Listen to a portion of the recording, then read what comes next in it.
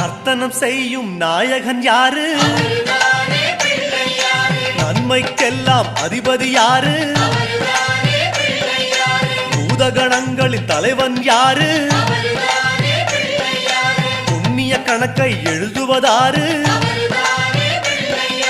பலம்புரி கொண்ட நாயகன் யாரு?